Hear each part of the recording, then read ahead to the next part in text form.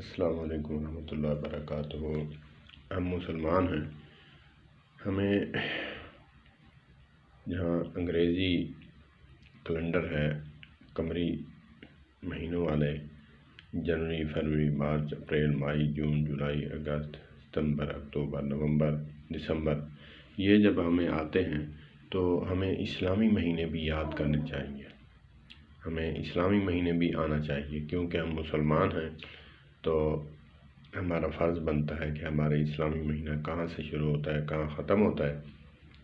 دوسرا یہ بھی ہمیں معلوم ہونا چاہیے کہ جو قمری کیلنڈر ہے وہ 12 سے 12 تک جو ہے وہ ہمارا دن چینج ہوتا ہے، ڈیٹ چینج ہوتی ہے، اور ہمیں سورج اور اسلامی کیلنڈر کے لحاظ سے یہ بھی ہمیں معلوم ہونا چاہیے کہ یہ دن ہمارا کب سے کب تک ختم ہوتا ہے۔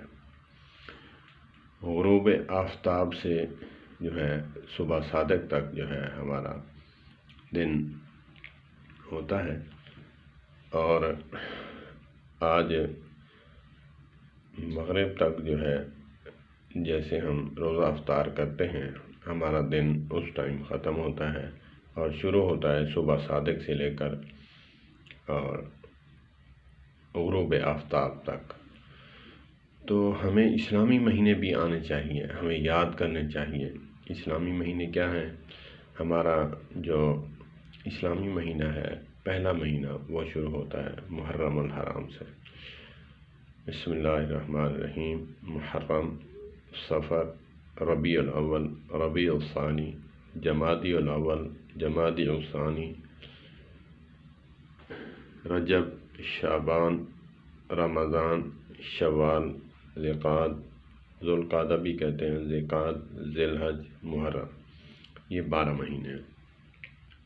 تو ہمیں یاد کرنے چاہیے، ہم مسلمان ہیں تو ہمیں یہ مہینے بھی آنے چاہیے، اسلامی مہینے: محرم، صفر، ربیع الاول، ربیع الثانی، جمادی الاول، جمادی الثانی، رجب، شعبان، رمضان، شوال، ذوالقعدہ، ذی الحج، محرم۔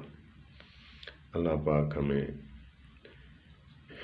جو ہے اسلام کے ساتھ وابستہ رہنے کی توفیق عطا فرمائے، کیونکہ اللہ فرماتے ہیں ان الدین عند اللہ الاسلام،